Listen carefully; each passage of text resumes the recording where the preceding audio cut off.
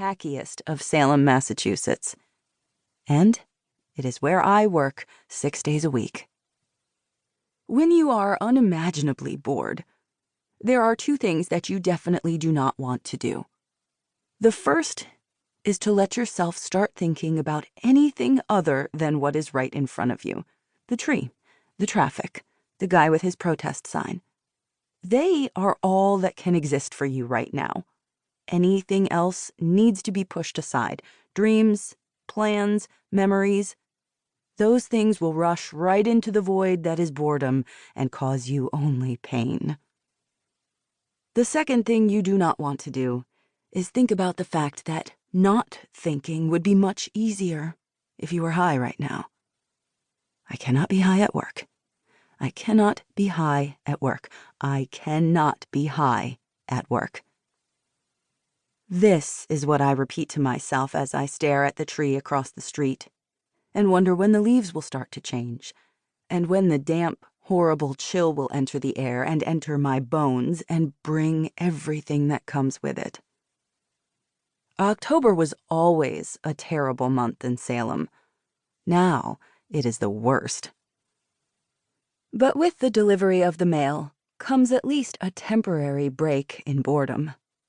There are boxes to be opened and invoices to be sorted.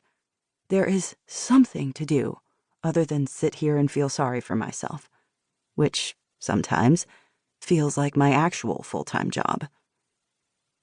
Susan comes out of her office in the back of the store when she hears Tim the postman come in. "Big order today, huh?"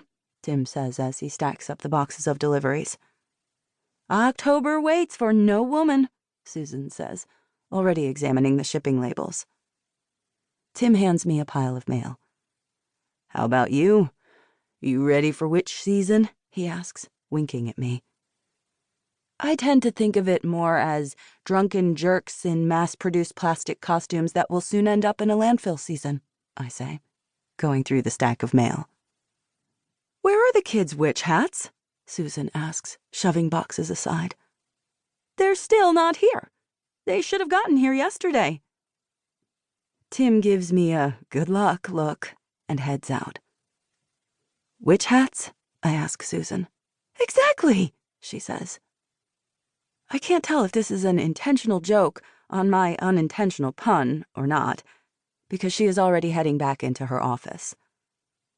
I resume sorting the mail, which is mostly bills and special offers coming up for our town's big month of notoriety.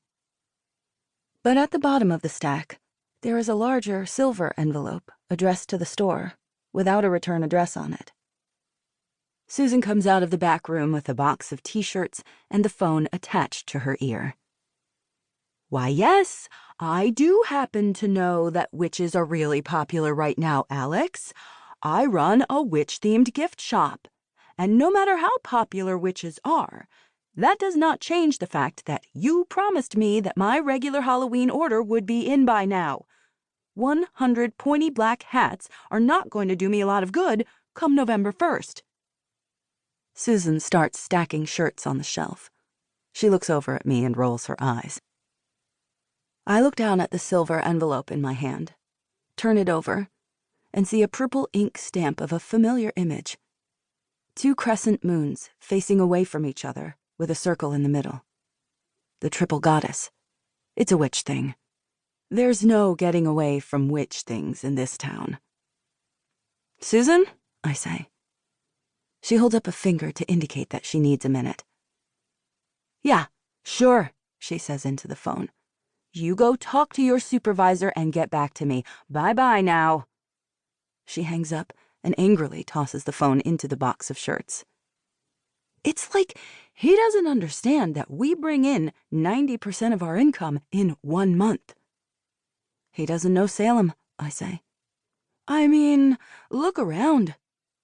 Susan gestures dramatically around at the empty store. No customers. 3 weeks from now? This is a familiar rant. I know my part. Customers, I say in a monotone.